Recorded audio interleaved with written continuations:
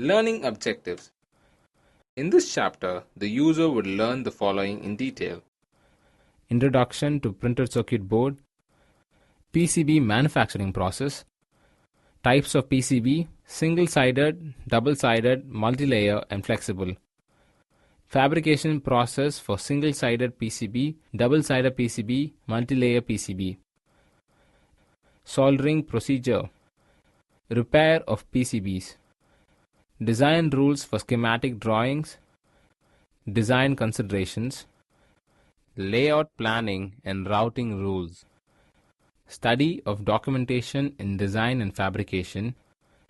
PCB design rules. PCB design using CAD. Study of IPC standards. Design rules of schematic diagram. Schematic diagram. A schematic or a schematic diagram is a representation of the elements of the system using abstract graphical symbols rather than realistic pictures. A schematic usually omits all details that are not relevant to the information. It is intended to convey and may add unrealistic elements that aid comprehension. A schematic diagram of a chemical process uses symbols to represent the vessels, piping, valves, pumps, and other equipment on the system, emphasizing their interconnecting parts and thus suppressing physical details. In an electronic circuit diagram, the layout of the symbols may not resemble the layout in the circuit. In the schematic diagram, the symbolic elements are arranged to be more easily interpreted by the viewer. A semi-schematic diagram combines some of the abstraction of a purely schematic diagram with other elements displayed as realistic as possible for various reasons. It is a compromise between a purely abstract diagram, example, the schematic of the Washington Metro, and an exclusively realistic representation, example, the corresponding aerial view of Washington. Rules. Wires connecting are indicated by a heavy black dot. Wires crossing but not connecting have no dot. 4 wires must not connect at a point, that is, wires must not cross and connect. Always use the same symbol for the same device. Example, do not draw flip-flops in 2 different ways. Exception, assertion level logic symbols show each gate in 2 possible ways. Wires and components are aligned horizontally or vertically unless there is a good reason to do otherwise. Label pin numbers on the outside of a symbol. Signal names on the inside. A schematic diagram must provide a broad view of design with all components. It gives visibility into the status of all parts of the design process. It is the primary source for developing deliverable steps for producing design and manufacturing steps. Design variants are designed around slightly different schematics. Test departments rely on schematics. Field services rely on schematics. Bill of materials are generated from schematics. Guidelines. Guidelines are developed over the years of drawing schematic. Main features of guidelines are: signal flow moves from left to right across the page with inputs on the left side and outputs on the right side. Electronic potential should increase as they move from bottom to the top of the page. Use unit number for assigning a unique IC packaging identification. Introduction to printed circuit board. What is PCB? Printed circuit board, PCB, or printed wire boards electrically interconnect all the components. Mechanically support to the components. Non-conductive substrate. It dissipates heat generated by the components. PCBs are rugged, inexpensive, and can be highly reliable. Printed circuit boards are called as printed wire boards. Printed circuit boards base for physically supporting and wiring the surface mounted and socketed components in most electronics. Why PCB boards are green? Green color indicates that it is made from glass epoxy, which is naturally green. PCB could be made in every single color that exists. The finishing color is usually a soldered mask. This mask is applied for safety reasons for preventing eventual short circuits. Advantages of PCB. There are many reasons for using PCB instead of other interconnection methods and component mounting techniques. The size of the component assembly is reduced. Quantity production is achieved at lowest unit cost. Circuit characteristics are maintained without introducing variation in inter-circuit capacitance. They ensure a high level of repeatability. Inspection time is reduced because printed circuitry eliminates the probability of error. Chance of miswiring and short-circuited wiring are minimized. Evaluation of printed circuit board. The first printed circuit board PCBs can be traced all the way back to the early 1900s and a patent for printed wire. It was in 1925 that Charles Dukas first submitted a patent that involved creating an electrical path directly on an insulated surface. It was a revolutionary idea because it could eliminate complex wiring and provide consistent results. Still, they did not really catch on until after World War II, when Dr. Paul Eisler in Austria began making the first real operational printed circuit boards in 1943. Before printed circuits became the common component used in electronics, point-to-point construction was used. This meant some extremely bulky and unreliable designs that required large sockets and regular replacement. Most of these issues were directly addressed when PCBs went into regular production. 1920s, the early PCB material could be almost anything, from bakelite and masonite to plain old thin pieces of wood. Holes could be drilled into the material and flat brass wire would be riveted onto it. It may not have been pretty, but the concept was there and it worked. It was often used in radios and gramophones at the time. 1947. First double-sided PCBs with plated through holes produced. 1950s to 1960s. The types of material used for the board were shifting to different resins and other materials, but they could still only be printed on single side. The wiring would be printed on one side and the electrical components would be on the other. Still, it was much more efficient option than bulky wiring, so it was starting to see a wider adoption. One of the biggest steps forward came in 1956 when the US Patent Office granted a patent to a small group of scientists representing the US Army for the process of assembling electrical circuits. At the time, the process involved drawing the wiring pattern and then photographing it onto a zinc plate. This plate could then be used to create a printing plate for an offset printing press. This is what was used to print the wire in acid-resistant ink on copper foil, which could then be etched by an acid solution.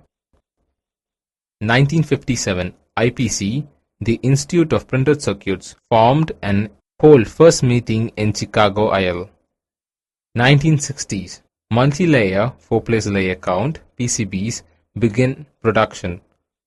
1960s to 1970s. Boards were designed using 4:1 red and blue line vellum method for hand tapping components and tracks. A precision camera then produced the 1:1 negative manufacturing film. An experienced designer could lay out and tape a board at the rate of about 2 hours for each equivalent 14-pin IC on the board. 1970s. The circuitry and overall size of the boards were starting to get a lot smaller by the 70s, and a hot air soldering methods began to be used. This is also when the Japanese developers began to create screen processors that used various Aqueous developed LPIs liquid photo-imageable masks. This became the industry standard over the years. 1980s. Surface mount parts became the preferred option over through-hole components, which led to further size reduction while maintaining the same level of functionality. 1986. RS-274X released as an enhancement to RS-274D data format. New version supports embedded aperture information, relieving the need for external aperture definition files. 1992. Valor Computerized Systems founded, introducing Genesis 2000 software for PCB, CAM and DFM. 1990s.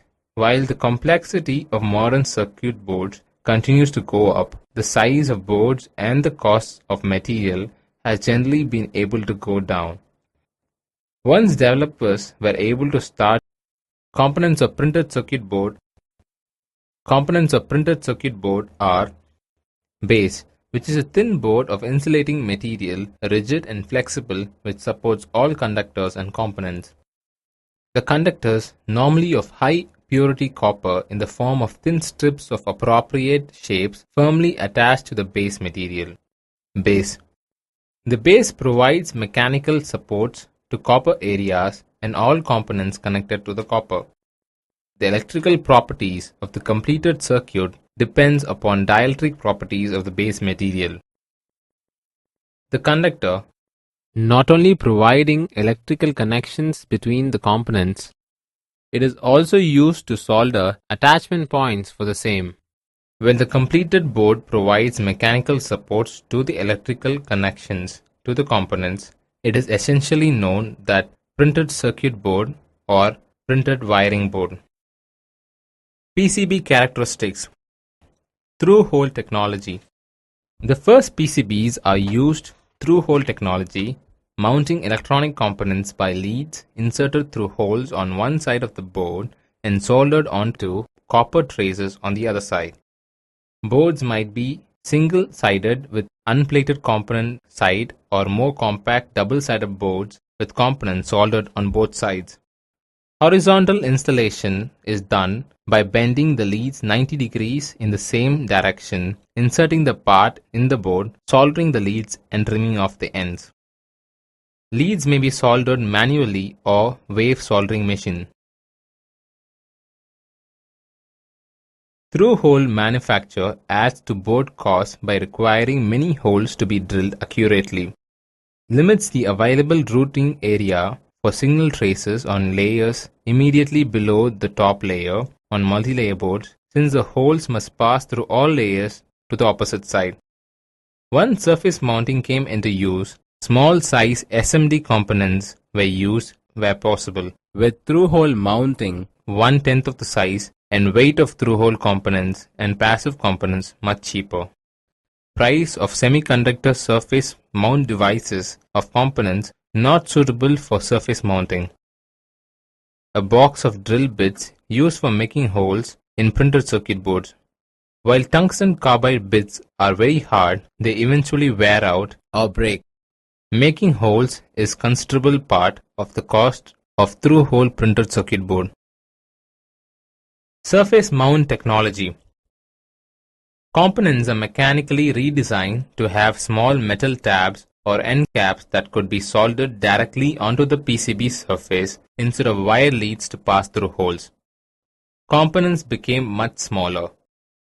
Component placement on both sides of the board became more common than with through-hole mounting.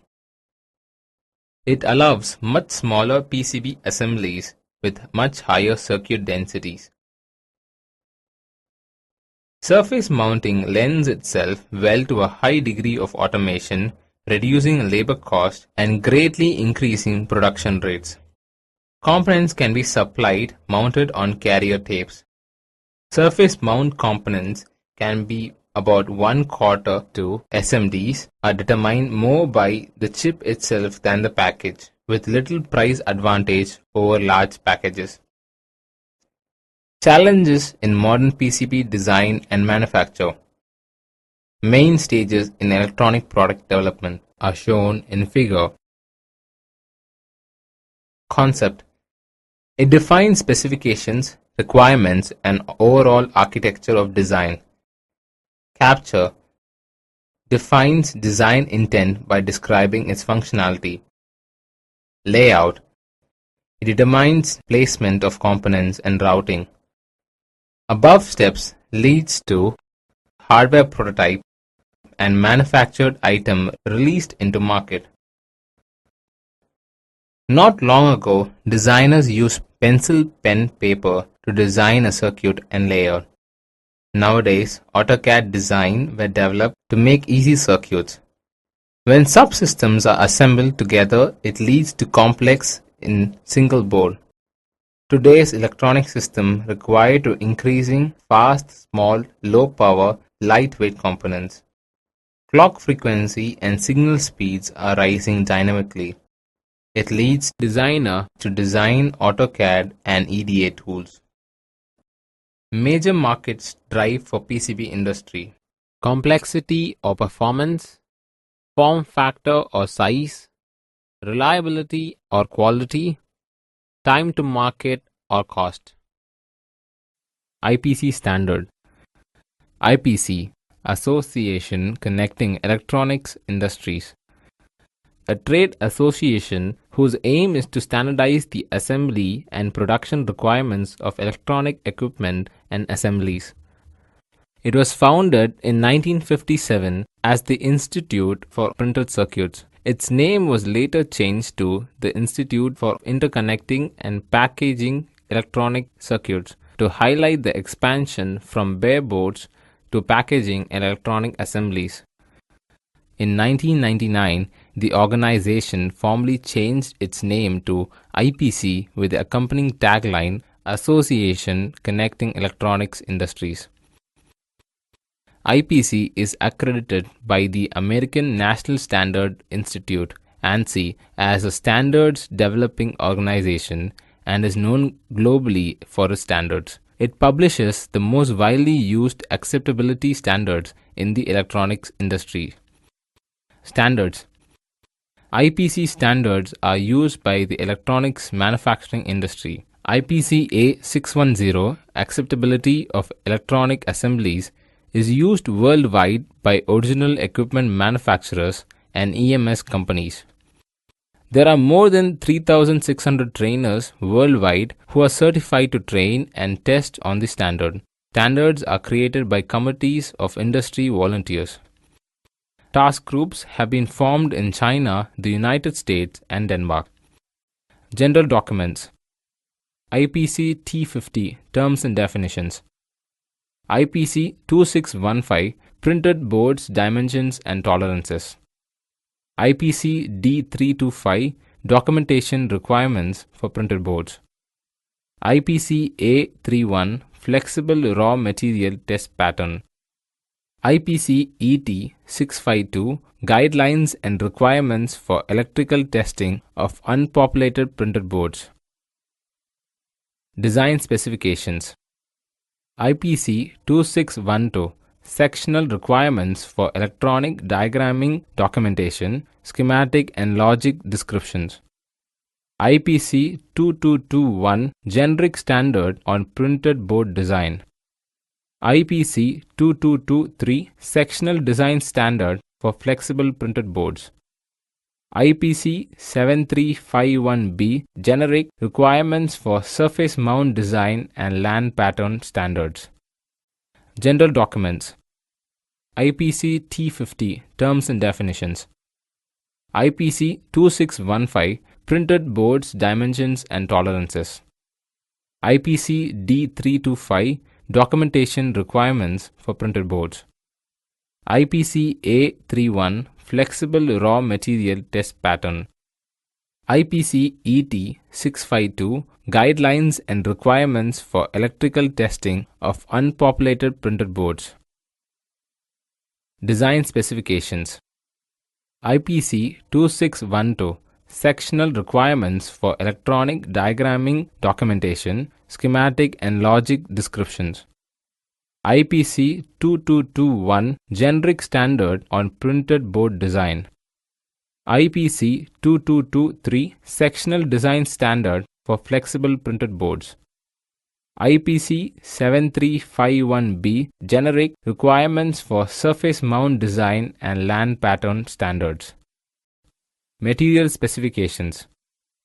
IPC FC 234 Pressure Sensitive Adhesives Assembly Guidelines for Single-Sided and Double-Sided Flexible Printed Circuits.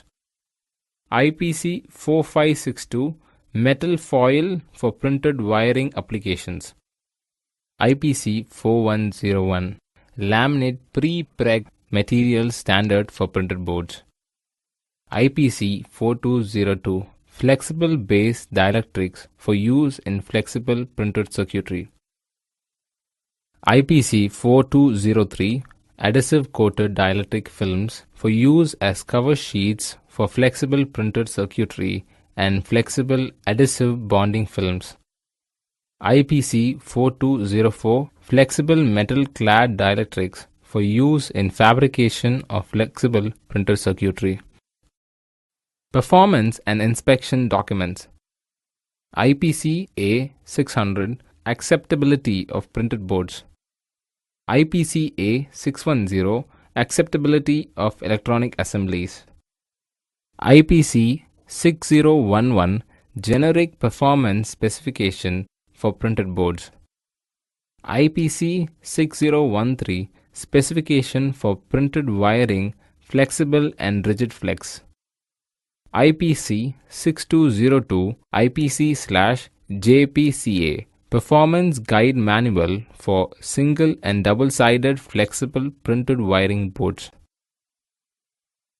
PAS 62123 Performance Guide Manual for Single and Double-Sided Flexible Printed Wiring Boards. IPC TF 870 Qualification and Performance of Polymer Thick Film Printed Boards. Layout Planning and Routing Rules. Layout Planning and Design.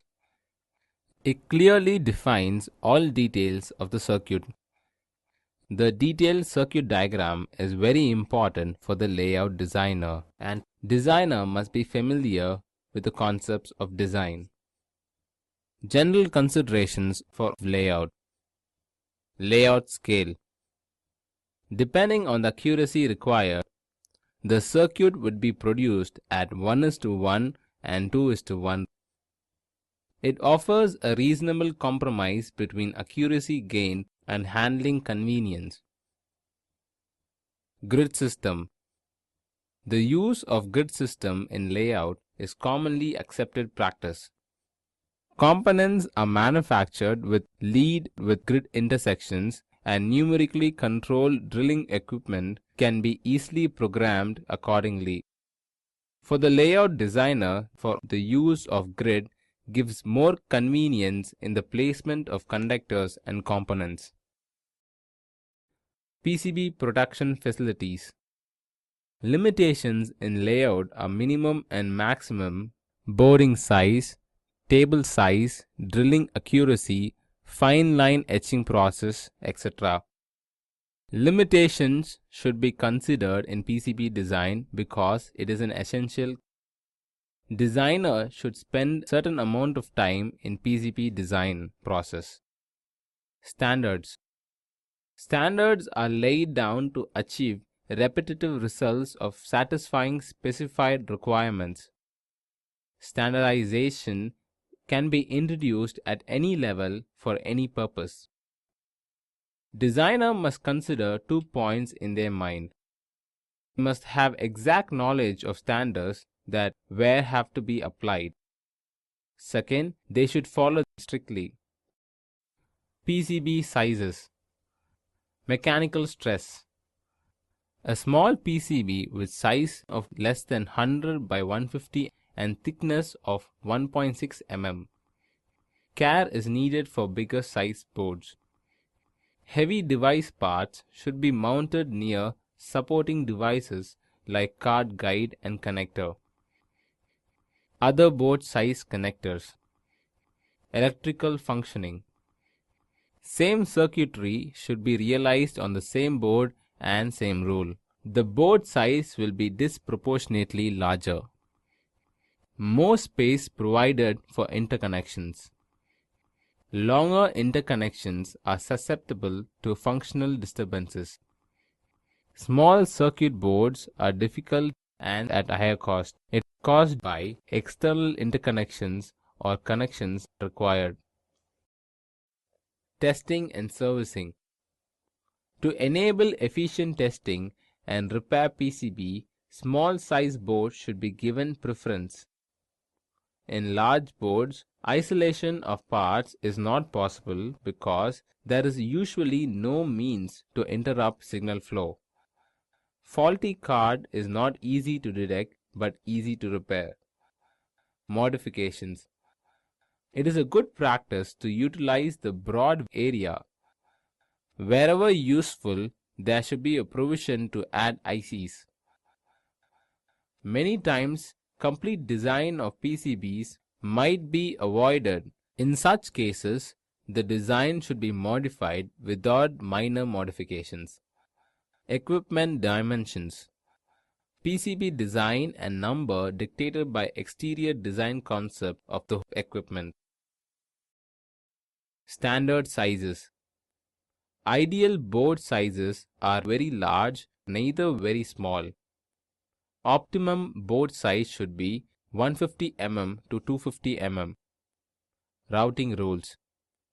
The routing rules are a set of rules that are applied when a call is received, and they help to determine how the resulting outbound call is handled. Each routing rule has two sections. The first section contains conditions on inbound properties that must be satisfied for the rule to fire. The second section sets properties that configure the outbound portion of the call. Rework and repair of printed circuit boards. When printed circuit boards are inspected and tested, whether bare or fully loaded, and defects are found, it is necessary to evaluate the cost of effectiveness of the repairing board and at the same time provide the user with same reliability as the original product. In case of simple boards with a few defects, it is usually not economical to rework on them. However, many boards are highly complex and a fully loaded board could be expensive. It may turn out to be more economical to rework on the same so that it will pass all the tests. Approaching components for tests. Most designers provide test points at convenient locations on the circuit board. These points are defined by AC and DC voltages along with the waveform patterns. This is usually a vertical mounted pin to which a test prod can be attached. Procedure of repair and rework PCBs. Remove any assemblies, plugs, wire that will facilitate repair work. Label the component to be removed. Observe carefully how the component has been placed before removing it. Be careful to handle the printed circuit boards by the edges only. Remove the dry film from the solid joint point that is to be worked on. Heat the repairing surface mounted PCBs. In next few years, it will be hard to find a manufacturer who will build anything that will not contain surface mounted devices. Having the proper tools to do the job and the knowledge to use the tools that you choose will be important to your survival in the electronic repair business. Surface mount technology has been around for a long time, but the tools for removal and replacement of surface mount devices have been slow to be accepted by the service and repair personnel and organizations. Possibly, it was because of the high cost of the tools. Technicians looked for innovative way to use tools at hand to do the work. The justification for investment on the repair and rework stations come from the fact that the high-priced equipment certainly deserve to be treated in a better way so that you are in a position to perform the job worthy of your knowledge and experience. Methods of removing a faulty multi-lead surface mount components are: cut all the leads, heating methods, removal and replacement of surface mount devices. The following steps should be taken to remove a component using a hot gas machine. Apply a small amount of liquid flux to all the joints. Choose the correct head to place the component. With the PCB in place, activate the gas flow to reflow the solder on every joint. If the component has been bonded with an adhesive, rotate the head to shear the bond. Remove the component with a vacuum pickup and allow the PCB to cool. Remove any remaining solder by use of a fine desoldering braid. Allow a further cool down period. Inspect the pads to ensure that they are not damaged. For replacement of the component, the following procedure is followed. The new component should be carefully inspected to ensure that the legs are not bent or distorted. A thin film of flux is lightly applied to the pads. The component is then placed into the head of the hot gas machine and carefully lined up to the PCB. The fingers on the solder quick tape will help to align the component. Before gas flow is initiated, the component should be lifted away from the board surface until the legs are cleared from the pads. The gas flow should then be applied. The gas will heat up the legs and the solder on the pads. When the solder flows, the component should be carefully brought down onto the board, ensuring that the legs of the component are sitting between the fingers of tape and hence are central over the pads. Allow gas flow to continue for a few seconds to ensure that the solder flows correctly around each leg. When the solder flows correctly, switch off the gas and allow the board to cool at least for a minute to avoid disturbing the joints before removing the PCB from the machine. After removing the PCB carefully, remove the solder quick tape and clean all excess flux from the joints. Inspect all joints with a 10x magnifier to ensure correct reflow. Clean the PCB with isopropyl alcohol in the aerosol form to ensure penetration of solvent under the component to wash out any flux. The area can then be brushed to remove all traces of flux. Repairing damaged pads. The most common damage on surface mount boards is lifted pads on quad flat pack layouts. The most probable reason for this is when operators have difficulty in knowing when the solder joints on all four sides of the device packages are molten. The following method is suggested to repair such type of damage. Remove the damaged pad or track and clean the immediate area on the board. Select the appropriate replacement track or pad. Solder the replacement pad or track to the undamaged track on the board. Use an adhesive capable of withstanding high temperature and glue the new pad or track to the PCB substrate. Clamp together until the adhesive has cured. Solder the replacement component in place. Clean off flux residue. Reapply any solder resist that has been removed. Working and serviceable repairs diagrams are shown in figure. Working repair. Serviceable repair. Repairing damaged plated through holes. There are three methods of remaking a damaged through-hole connection on a double-sided board. Through-hole copper plating. This process involves forcing a series of plating solutions through the hole under repair, thus simulating the original plating process. Not suitable for single-piece repair. Fused eyelets.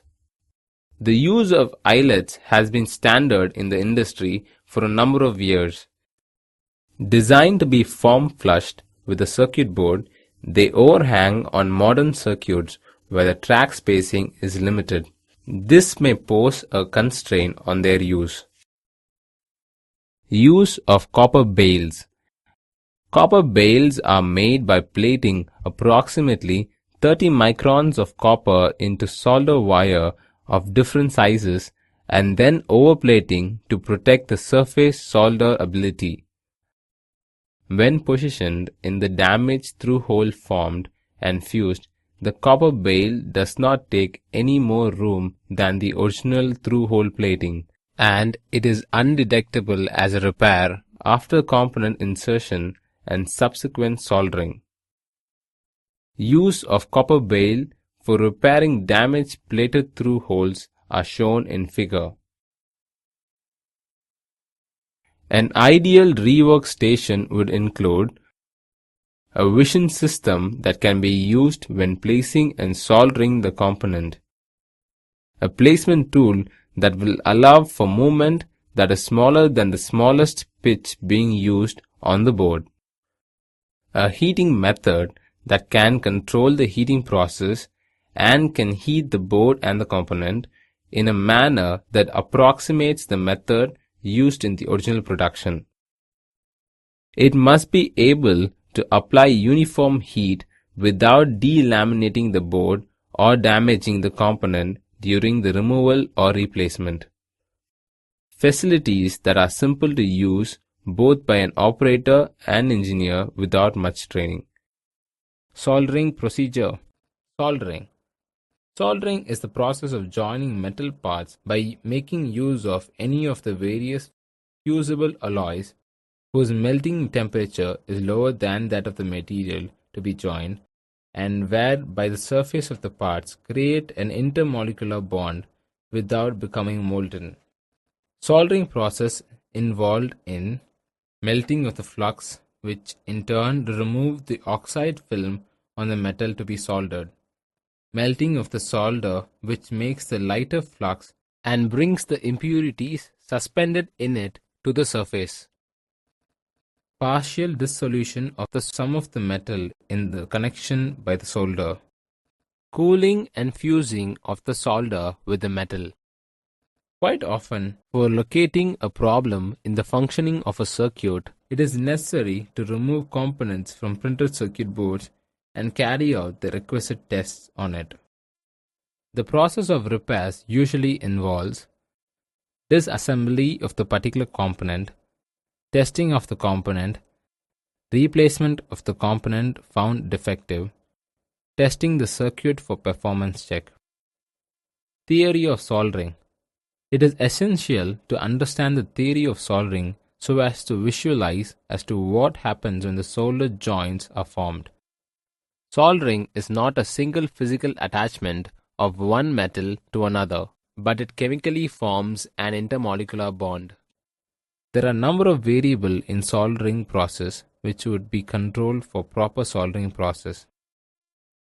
The welting action.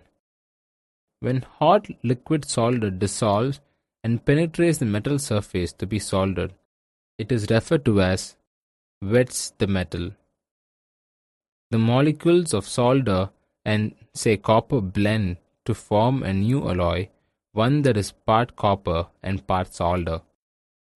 It is a solvent action which is called wetting that forms intermolecular bond between parts and intermolecular compound. The forming of a proper intermolecular bond is the heart of soldering process that determines the quality and the strength of the solder joint. Wetting can only occur if the surface of the copper is free from contaminators and any form of oxide film that forms when the metal is exposed to air. Solder and work surface needs to have reached proper temperature. Surface tension. We are familiar with surface tension of water as a force that retains the cold water in globules on a greasy plate. The adhesive force that tends to spread the liquid on the solid is in this case less than the cohesive force. Washing with warm water and using a detergent reduces the surface tension, and water wets the greasy plate and flows out into a thin layer. It happens if the adhesive force is stronger than cohesive force. The cohesive force of a tin solder is even higher than that of water and also draws the solder into spheres as it tends to minimize the surface area. Flux acts similarly as the detergent does with the greasy plate.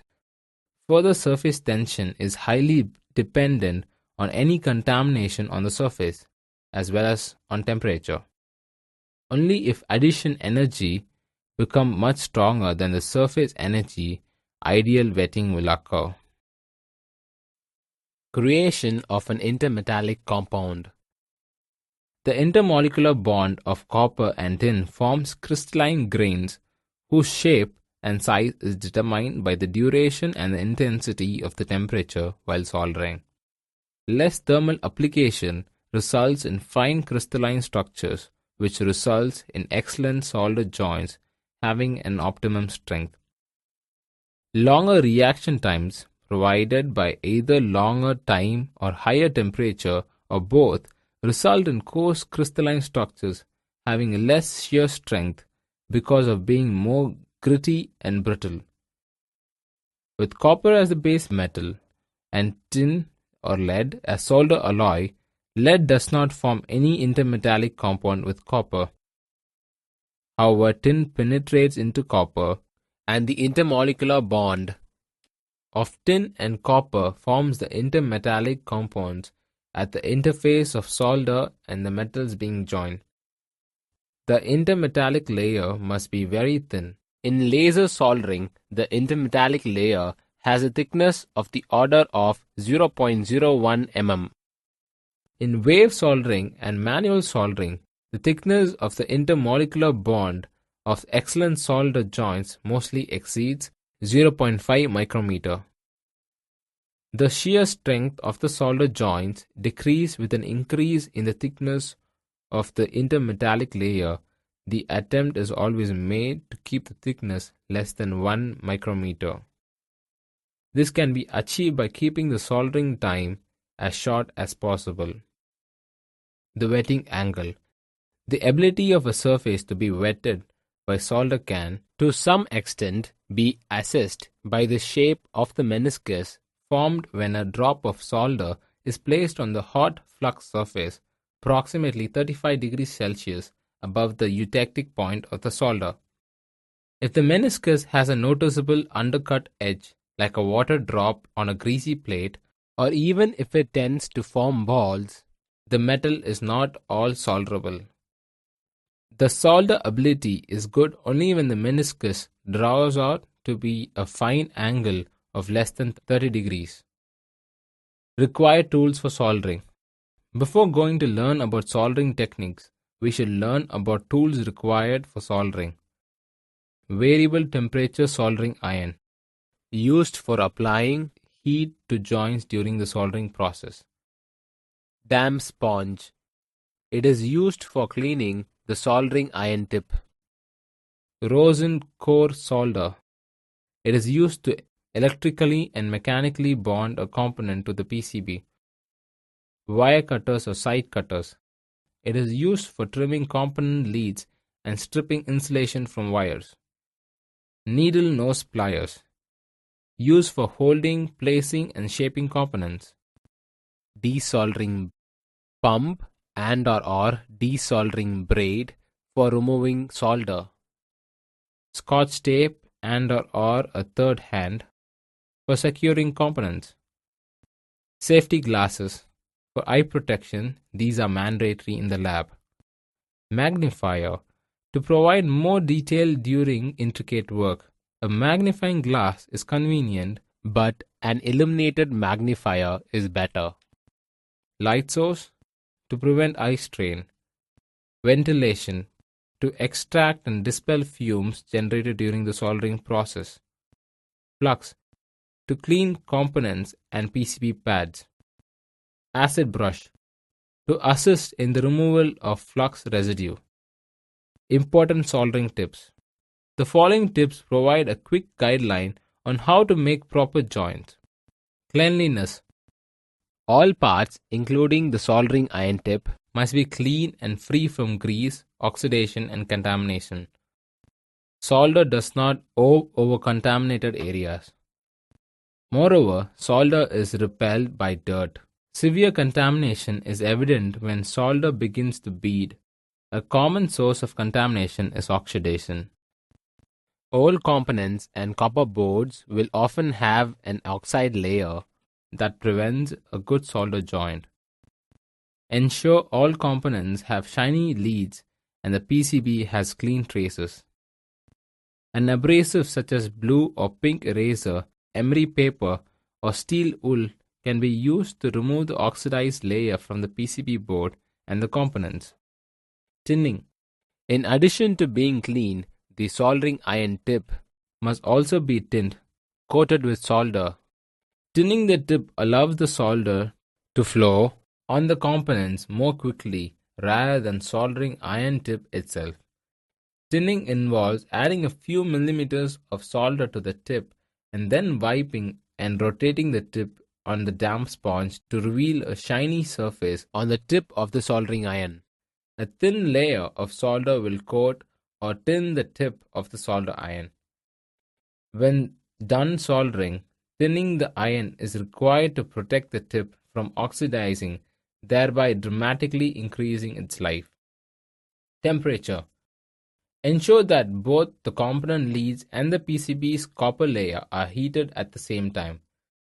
Soldering iron tip should be in contact with both the component and the PCB pad. This will ensure that each surface is relatively close in temperature, resulting in a good joint. If there is a temperature difference between the two surfaces, the solder will form a dry joint. Soldering irons are typically set around 650 Fahrenheit, depending on the lead-tin ratio of the solder being used. Too much heat causes excessive sputtering of flux, and too little does not melt the solder in a timely manner. Duration. The duration that the iron is in contact with the component and the PCB is dependent on the size of the joint and your soldering iron temperature. For the typical PCB through-hole joint, it should take a few seconds to heat the joint and apply the solder. This will require practice, so do not expect to be fast if you are a beginner. Excessive heat, several seconds in duration, will damage sensitive semiconductors. If this is a concern, use a heatsink attached to the component leads, sometimes as simple as an alligator clip. These concerns can sometimes be avoided by soldering sockets instead of the semiconductor itself. Adequate solder coverage. If too little solder is applied, the joint will not make a secure connection and will cause erratic behavior. However, if too much solder is applied, the joint may bridge with adjacent joints, resulting in electrical shorts. Precautions. Soldering irons get very hot. Please ensure you follow precautions during use. Basic safety precautions are listed below. Never leave your iron turned on while unattended. Turn the soldering iron when it is not being used. If the iron is left on for long periods of idle time, the soldering iron tip will be destroyed through oxidation. Eye protection must always be worn when soldering. Hot flux can spit up and into an unprotected eye. In the capstone design lab, use of eye protection is mandatory. If the cord of the soldering iron is damaged, inform the lab staff who will ensure it is replaced. Never set the soldering iron down on anything other than an iron stand. To prevent burning your fingers, use needle nose pliers, heat-resistant gloves, or a third hand tool to hold some small pieces. Familiarize yourself with the safe handling of all materials used during the soldering process. This includes solder, flux, alcohol, and desoldering braid. Each has a material safety data sheet (MSDS) and can be found in the lab or online. Safe operating procedures are found posted on the wall close to the soldering facilities. How to solder through-hole components. Most of the soldering done in the capstone design lab is through-hole. A through-hole joint is a type of soldering joint in which the components join with the PCB pad through a physical hole in the board. The following steps will illustrate how to make a proper through-hole solder joint On a PCB, Ensure that the printed circuit board and all the components are clean. Cleaning can be achieved with a mild abrasive. and or by the application of flux. Plug in the soldering iron, turn it on and let it warm for 2 to 3 minutes.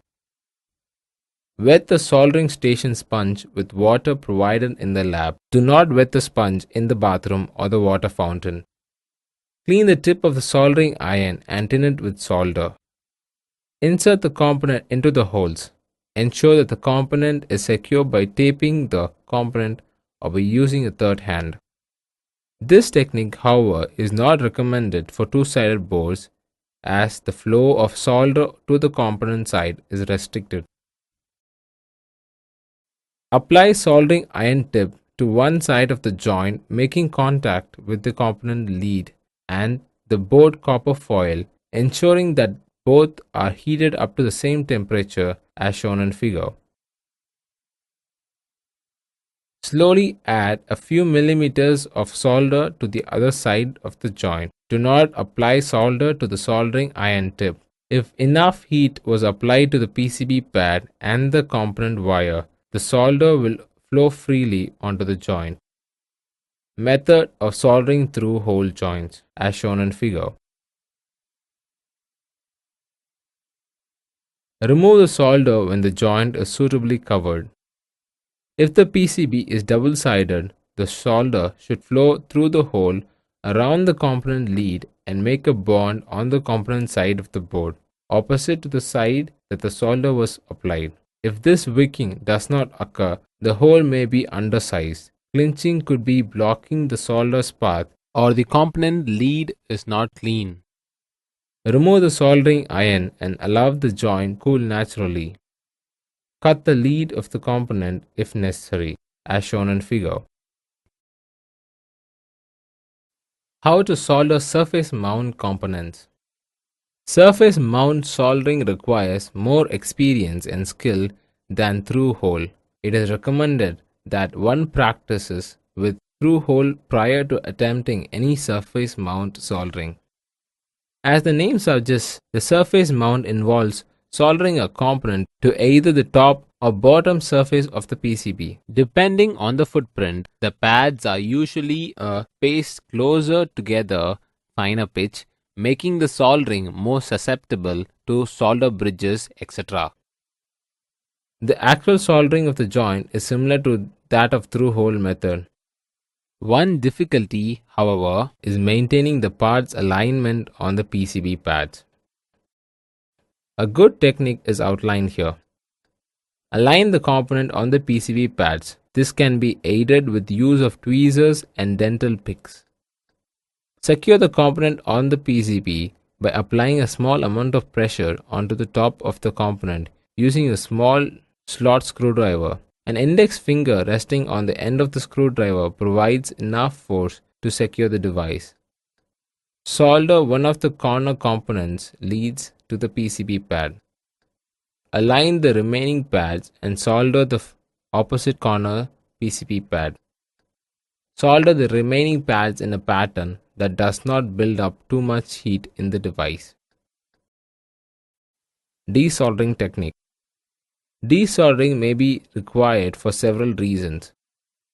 A component may have failed, a wrong part was installed, a design modification necessitates a change, or if a board contains expensive components that can be salvaged. Whatever the reason, there are three main common techniques to remove solder from a joint: using a desoldering pump, a desoldering wick, or desoldering iron. Regardless of the method used, if it is permissible to destroy the part during removal, then a lot of time and effort can be saved. For instance, using wire cutters to trim off all the pins of a through hole IC so that they can be removed individually makes the removal process much easier. In most cases, avoiding damage to the PCB is of paramount importance. Solder pump. A desoldering pump is exactly what it sounds like, a pump that sucks up solder. Usually the pump is spring-loaded and provides a recoil when released. The 4 steps below outline how to desolder a joint using a desoldering pump. Prime the desoldering pump. This involves depressing the desoldering pump spring. The pump will click and then correctly depress. Heat the joint from one side with a soldering iron tip. Wait 1 to 2 seconds until the solder begins to melt from the soldering iron heat. Put the pump tip on the other side of the joint. Do not be afraid to actually touch the joint. Press the desoldering pump spring release button to suck up the solder.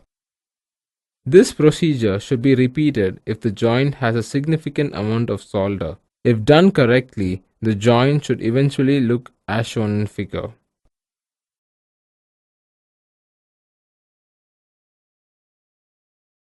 Desoldering braid or wick. A desoldering braid removes solder from a joint using a technique known as wicking. Desolder braid is a piece of material that sponges up molten solder by capillary action that draws out solder away from the joint, the braid. The following procedure outlines the basic steps involved in desoldering a joint using desoldering braid. Place the desoldering braid over the joint. Press the desoldering braid onto the joint with a soldering iron tip. This will apply heat to the desoldering braid and the joint, allowing the molten solder to flow. Wait for the solder to melt. The solder should flow onto the braid and away from the joint. Cut off the solder coated portion of the desoldering braid. There should be no copper visible in the portion that is removed. Braid is a very expensive desoldering iron. Desoldering iron. Using a desoldering iron available with higher end soldering stations is similar to using a solder sucker. The desoldering iron is essentially a soldering iron with a built-in vacuum. Make contact between the iron and the joint to be desoldered, ensuring the vacuum opening is not blocked. Once the solder joint has become molten, depress the button on the iron to activate the vacuum. It is very important for the life of the desoldering iron that the vacuum assembly be cleaned after every session of use. As with a normal soldering iron, the desoldering iron tip should be tinned before and after every use. Removing components. To remove a component With little or no damage to the PCB, a component takes practice and patience. Often when removing a component, PCB pads and tracks may be damaged by lifting of the board. Below are some tips that may be useful when removing components from a PCB. Desolder all joints pertaining to a component prior to removal. It may be necessary to go over the joints several times before all the solder is removed. Practice patience. Use pliers and gently pull on components while applying heat to the joints. Do not pull with force because the PCB pads and the tracks will be damaged. Do not try and remove components by prying them. Do not try to push the component out of the holes with the soldering tip. This will certainly lift the copper pad of the PCB and ruin the iron tip. In order to get better thermal conductivity between the iron and the solder joint, it is sometimes effective to add a small amount of solder. Study of documentation in design and fabrication. Documentations. Scope. In small scale industries, the circuit diagram engineer must have knowledge about the layout. Documentation in this case will probably have few sheets with some notes. There will hardly be any information problem or communication problem. Documentation must be handled by the right person. It varies place to place. Small companies go for minimum essential while large companies has exact laid out forms, lists and files. It must contain all information about layout. Layout design must provide all information for completion of circuit work. Circuit diagram. Circuit diagram must be considered. Connectors, critical signal paths, heat sources. Connectors. Input and output connections must be predetermined by location on locator or connector. It must be clearly marked with connectors. Critical signal paths. Length should be minimum and conductors should be guarded by ground lines. Heat sources. Components releasing considerable heat to be identified in the circuit diagram to avoid heat transfer on the board to sensitive components. Component list. For simple circuits, they do not have separate component lists. The component specification incorporated with circuit diagram. Component list should be prepared by circuit designer with all requirements of circuit components. Component list, depending on needs, it may include component code, exact specification, supplier, price, selection criteria, matching requirements, mechanical dimensions. Layout sketch. The end product of layout designing is the pencil sketched component and a conductor drawing which is called layout sketch. It has relevant information about the preparation of layout. Layout sketch should include information such as component holes, conductor width, minimum spacing. Layout coding example as shown in figure.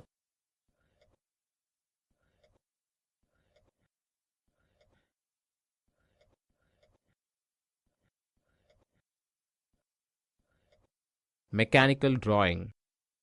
Mechanical drawing is very important for documentation for the mechanical fabrication steps of PCB. It includes processing of boards. Mechanical drawing informations. Board outlines with tolerances. PCB laminate to be used. Plating specifications. Registration and mounting of holes. Assembly drawing. It includes the component list and provides all information about correct assembly of components in the particular board. It shows board and component outlines. Component outlines must be submitted with the component outline codes. Prototype board assembly consists of blueprint of PCB boards. PCB fabrication. Printed circuit board fabrication.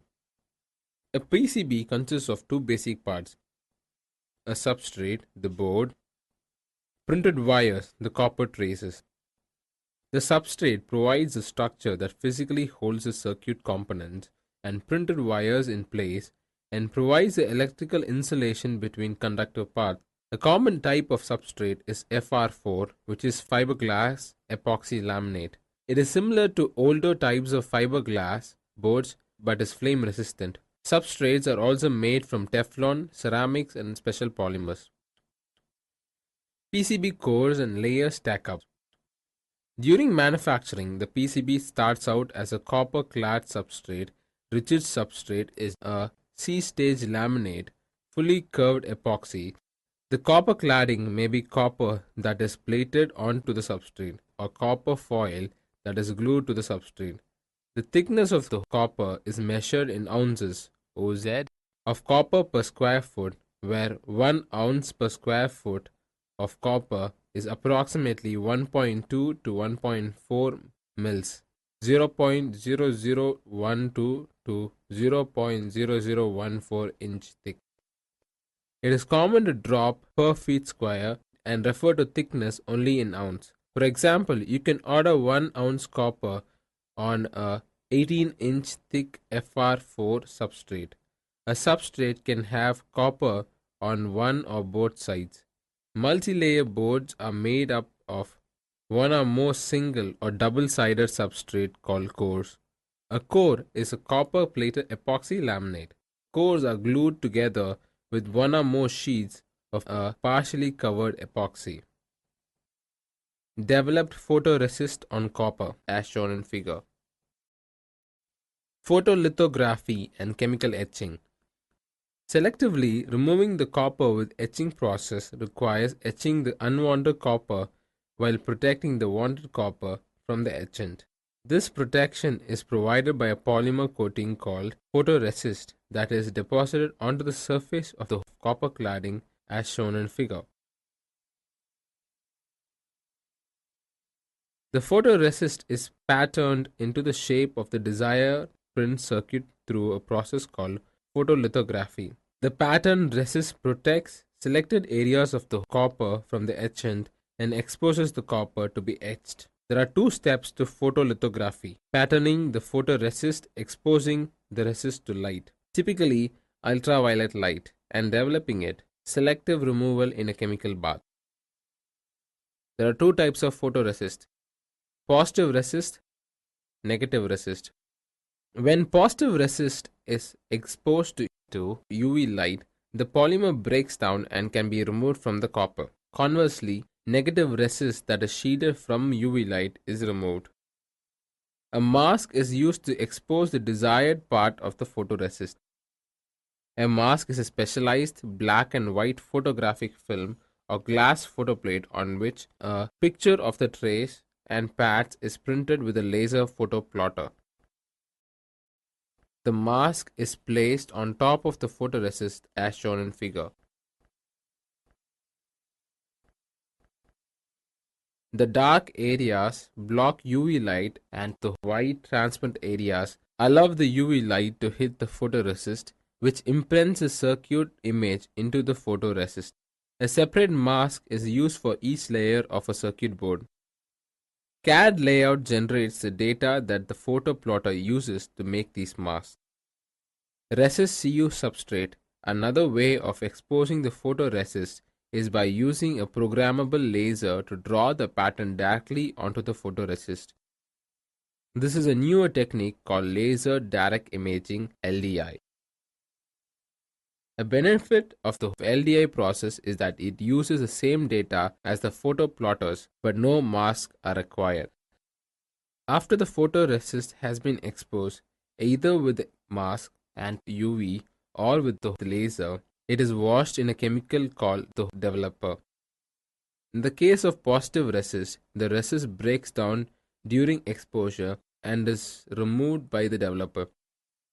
In case of negative resist, the UV light cures the resist and only the unexposed resist is removed by the developer. Common developers are sodium hydroxide (NaOH) for positive resist and sodium carbonate Na2CO3 for negative resist.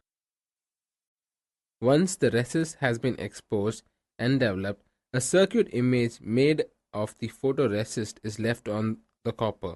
Next, the board is etched in an acid solution such as ferric chloride FeCl3 or sodium persulfate Na2S2O8. The etching solution does not significantly affect the photoresist but attacks the bare copper and removes it from the substrate, leaving behind the resist-coated copper. Some processes use a plated tin alloy as the etch resist. The tin alloy plating is more resistant to etchants and pre-prepares the copper surface for solder processes. In this case, the photolithography processes are used to selectively plate the circuit pattern onto the copper surfaces prior to etching. When polymer etch resists are used, the photoresist is cleaned from the copper with a resist stripper, leaving behind the copper traces. When metal etch resists are used, the plating is typically left in place. Holes of the leads, etc., are not etched into the pads because they are drilled after all of the cores have been glued together later in the process to ensure proper alignment of the holes between board layers, as shown in figure. Mechanical milling. As mentioned above, milling is an alternative to etching. To mill the board, a computer numerical control machine is programmed with a digital map of the board and grinds away the unwanted copper. The unwanted copper can be completely removed, or just enough copper may be removed to isolate the pads and traces from the bulk copper. Removing only enough copper to isolate the traces from the bulk copper reduces milling time but can affect the impedance of the traces. Layer registration. After the inner layers have been patterned, the cores are aligned, called registration, and glued together. Registration is critical because the pads on each layer need to be properly aligned when the holes are drilled. Registration is accomplished using alignment patterns called fiducials and tooling holes in the board which slide onto guide pins. With the cores in place and properly aligned, a heated press cures the assembly. After the assembly is cured, holes are drilled for a through-hole component leads and vias. The drilling process inevitably heats the laminate due to friction between the laminate and the high-speed drill bit. This tends to soften the laminate and smear it across the walls of the drilled copper. After the drilling process are finished, the assembly is placed into a bath to etch back the laminate slightly and clean the faces of copper pad walls. This is called laminate etch bath or dismear. Once the holes have been drilled and dismeared, a physical path exists between the pads on different layers. To make electrical connections between pads on different layers, the board is placed into a plating bath that coats the inside of the holes with copper, which electrically connects the pads, hence the term plated through holes. The plating thickness varies but is typically about 1 mm, 0.001 inch thick. The cutaway view of figure shows a plated through hole on an internal layer of PCB. The top and bottom copper is actually patterned after the plating process is finished, because the plating process would replate the areas where copper has been removed. Not all layers have traces. Some layers are planes. See figure. Plane layers are typically used to provide low impedance, resistance and inductance connections to power and ground, and to provide easy access to power and ground at any location on the board. Plane layers and leads of components are connected to ground or power by soldering them into plated through holes. Since copper conducts heat well, soldering next a thin polymer layer is usually applied to the top and bottom of the board. Holes are drilled into the board and then copper plated. A. Non-plated through hole. B. Plated through hole, as shown in figure. A connection to a plane layer through a thermal relief, as shown in figure. A clearance area provides isolation between plated hole and a plane, as shown in figure. This layer the polymer using photolithography to expose the pads and holes where components will be soldered to the board.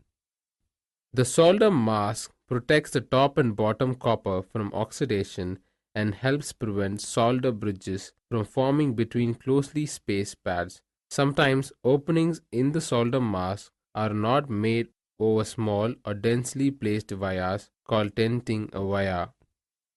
Tented vias are protected from having chemicals such as flux from becoming trapped inside the hole.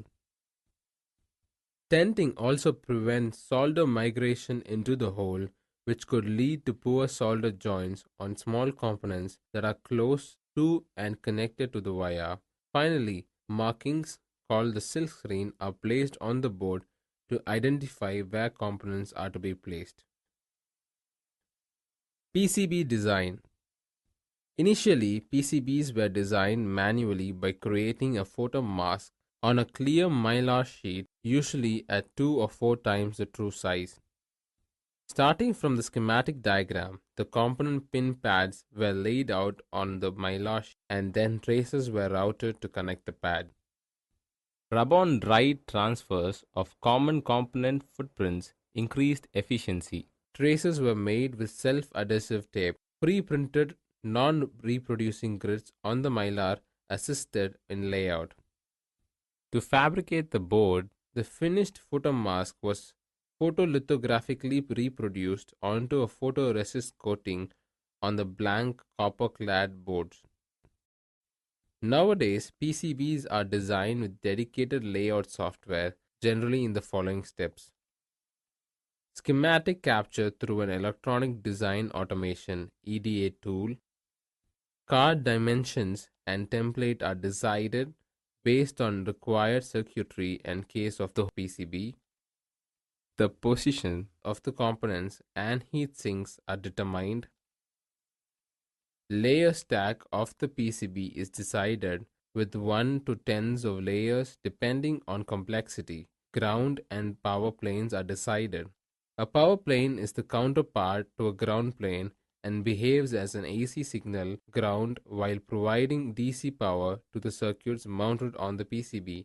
Signal interconnections are traced on signal planes. Signal planes can be on the outer as well as the inner layers. For optimal EMI performance, high frequency signals are routed internal layers between power and ground planes. Line impedance is determined using dielectric layer thickness, routing copper thickness, and trace width. Trace separation is also taken into account in case of differential signals. Microstrip, strip line, and dual strip line can be used to route signals. Components are placed, thermal consideration and geometry are taken into account. Vias and lands are marked. Signal traces are routed. Electronic design automation tools usually create clearances and connections in power and ground planes automatically. Gerber files are generated for manufacturing. The transmission convergence sublayer. The transmission convergence sublayer is responsible for the following. Cell delineation maintains ATM cell boundaries, allowing devices to locate cells within a stream of bits. Header error control sequence generation and verification. Generates and checks the header error control code to ensure valid data. Cell rate decoupling. Inserts and suppresses idle, unassigned ATM cells to adapt the rate of valid ATM cells to the payload capacity of the transmission system. Transmission frame adaptation packages ATM cells into frames acceptable to the particular physical layer implementation. Transmission frame generation and recovery generates and maintains the appropriate physical layer frame structure. Types of PCB: single-sided, double-sided, multi-layer, and flexible. PCB types. PCB types: single-sided, double-sided, multi-layer, and flexible. Single-sided layers PCB. The most basic PCBs have the components mounted on one side of the board and conductor pattern on the other side. Because there is only a conductor pattern on one side, this type of PCB is called single-sided or single layer. This type of circuit board is suitable for simple circuits only. Because there is only one side, no wires can cross and they have to be routed around each other. Double-sided layer PCBs. Double-sided or double-layer printed circuit boards (PCBs) are better suited to complex circuits as they have twice the area of the conductor pattern compared to single-sided PCBs. Double-sided PCBs have a conductor pattern on both sides of the board. Having two separate conductor patterns requires an electrical connection between them. Such electrical bridges are called vias. A via is simply a hole in the PCB that is filled or plated with metal and touches the conductor pattern on both sides. Multi-layer PCBs. Multi-layer PCBs have one or more conductor pattern inside the board to increase the area available for wiring. This is achieved by gluing or laminating several double-sided circuit boards together with insulating layers in between. The number of layers is referred to as number of separate conductor patterns, usually even and including the outer two layers. Most boards have between 4 to 8 layers, but PCBs with almost 100 layers can be made. Since the layers in a PCB are laminated together, it is often difficult to tell how many are there, but if you inspect the side of the board closely, you might be able to count them. Large supercomputers often contain boards with plenty of layers, But since it's becoming more efficient to replace these computers with a cluster of ordinary PCs, high layer counts are now less common. vias in multi-layer PCBs. The vias described in double-sided PCBs always penetrate the whole board. When there are multiple layers of conductor patterns and you only want to connect some of them, vias waste space that could be used to route other wires. Buried and blind vias avoid this problem because they only penetrate as many layers as is necessary. Blind vias connect one or more of the inner layers with one of the surface layers without penetrating the whole board. Buried vias only connect inner layers so you can't see them by looking at the surface of the PCB. Flexible. Single-sided flexible circuits have a single conductor layer made of either a metal or conductive metal-filled polymer on a flexible dielectric film. Holes may be formed in the base film to allow component leads to pass through for interconnection, normally by soldering. Single-sided flex circuits can be fabricated with or without such protective coatings as cover layers or cover coats. However, the use of protective coating over the circuits is the most common practice. One conductive layer, either bonded between two insulating layers or uncovered on one side. Access holes to conductors may be on either one or both sides. Double-sided flex PCBs. Double-sided flexible circuit consists of double-sided copper-clad material with top and bottom cover films, PI or green/yellow oil, carbon ink, etc. Two conductive layers with an insulating layer between. Outer layers may have covers or exposed pads. The cover films are pre-routed to access copper from both sides using plated through holes, PTH. Access holes or exposed pads without covers may be on either side or both sides. Vias can be covered on both sides. Multi-layer flex circuit. Multi-layer flex circuit is a combination of single and or double-sided flexible circuits laminated with thermoset adhesive onto a single and or double-sided FR4 clad material. Three or more flexible conductive layers with flexible insulating layers between each one. Outer layers may have covers or exposed pads. Plated through holes provide connection between layers. Access holes or exposed pads without covers may be on either side or both sides. Vias can be blind or buried. Plated through hole are shown in figure.